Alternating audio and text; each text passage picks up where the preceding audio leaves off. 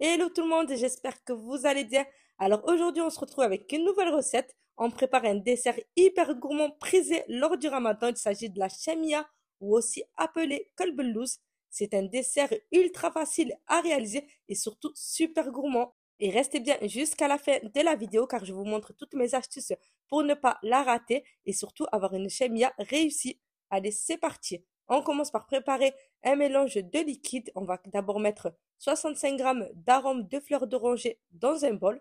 On ajoute à cela 60 g d'eau et on préserve le mélange pour un peu plus tard.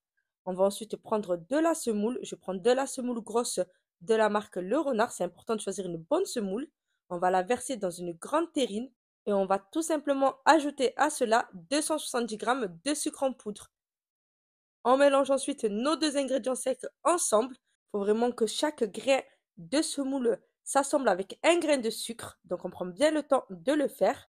Et on va tout simplement venir récupérer 125 g de beurre fondu et refroidi qu'on va verser à l'intérieur. Et je vous rappelle pendant ce temps que vous pouvez retrouver un tas de recettes sur ma chaîne YouTube. Alors n'hésitez pas à vous abonner en activant la petite cloche.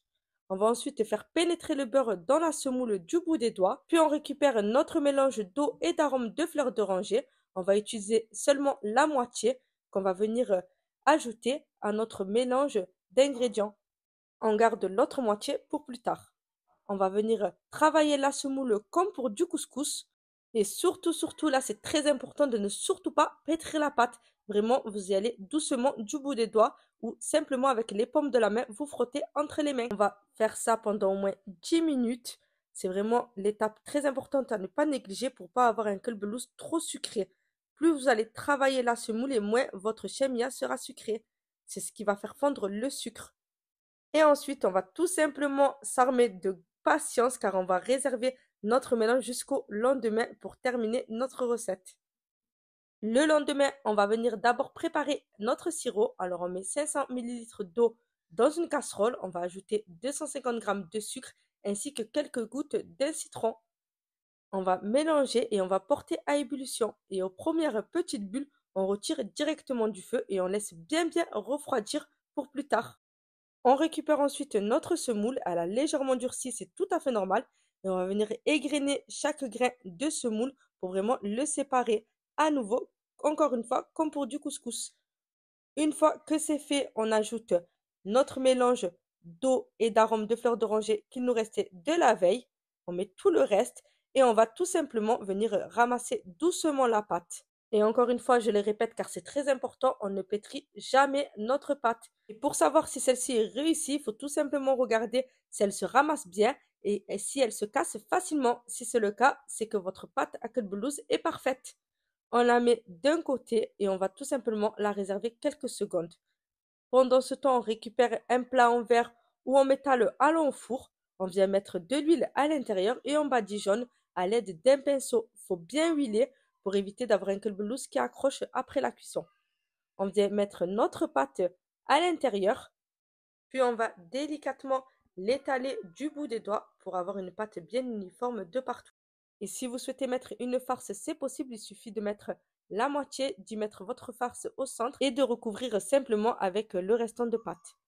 Ensuite, on vient découper nos parts à l'aide d'un couteau. On fait ressortir la lame du couteau à chaque fois. Surtout, on ne fait pas glisser pour ne pas abîmer notre semoule. Et on vient tout simplement badigeonner d'un peu de beurre fondu sur le dessus à l'aide d'un pinceau.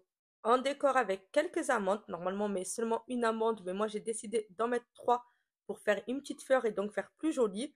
Et on va tout simplement enfourner dans un four préchauffé à 200 degrés pendant environ 45 minutes à 1 heure selon la dorure que vous souhaitez avoir. Pendant ce temps, on récupère notre sirop qui a bien refroidi. On vient ajouter 35 ml d'arôme de fleurs d'oranger à l'intérieur. On mélange brièvement avec une louche. Et enfin, quand notre gâteau de semoule est tout droit sorti du four directement, on va verser notre sirop sur le dessus en commençant par les côtés. Alors, je fais d'abord les côtés, ensuite le centre.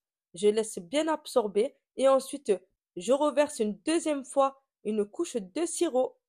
Et voilà, je laisse bien absorber quelques heures et laisse refroidir avant de venir redécouper mes parts à l'aide du couteau. Comme toujours, je fais ressortir la lame Et enfin, on laisse bien refroidir notre cut blues pour la déguster avec un bon café ou avec du thé ou tout simplement toute seule.